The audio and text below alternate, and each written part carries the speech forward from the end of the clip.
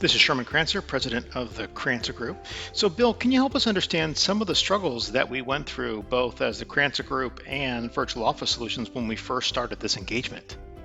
Well, I think understanding, how we're going, how the two different companies fit together, and how we're going to be able to, incorporate each other, and really, I think, making it a team initially.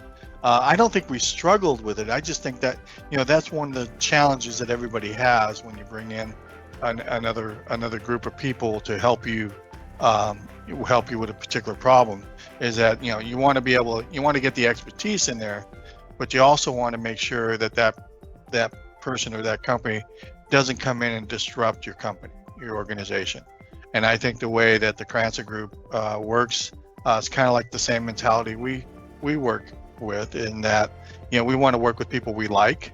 We want to work with people that like to have fun, and I think that's all worked out very well for us. Thank you so much for watching this and checking this out. Email us at the contact information above, and we look forward to talking with you. Have a great day. Bye-bye.